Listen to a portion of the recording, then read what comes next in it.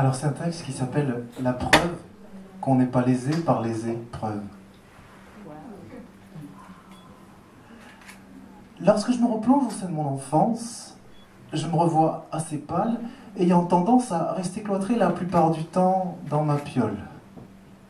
Et je me souviens que, devant mon manque d'ardeur, mon père me tannait, quasi me traînait vers l'extérieur.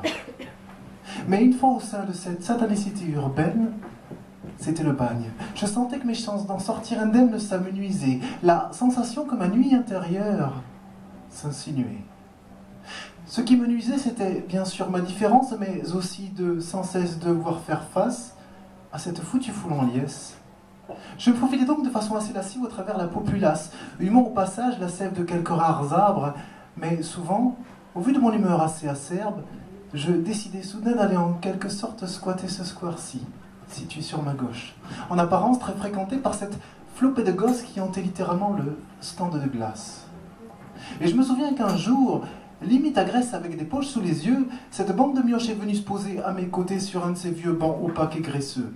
M'observant nerveux, ils semblaient tous être de mèche, pour me balancer tout un tas de méchanceté dessus, répétant plusieurs fois et de manière ferme ce foutu terme d'infirme et d'autres injures du genre. Était-ce juste histoire de me faire réagir? Ce que je pense, c'est que lorsque se dessine un air rageur, c'est que, quelque part, la différence fait peur.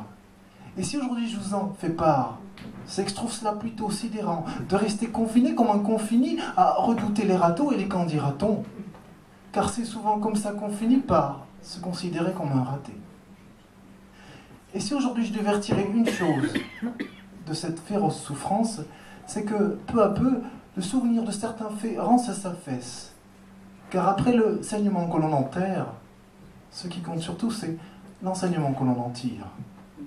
Et pour ma part, si j'ai découvert la richesse des mots et l'importance de ne pas les taire, c'est aussi quelque part parce que j'ai écopé d'un handicap moteur. Et il est certain aujourd'hui que c'est ceci qui m'a serti, qui m'a permis en quelque sorte d'accéder à cette porte de sortie.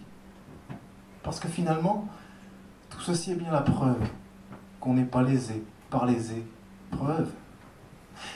Et même si l'on passe pour un cinglé, ou que l'on déclenche l'hilarité, il est important de garder en tête que notre différence, c'est notre singularité.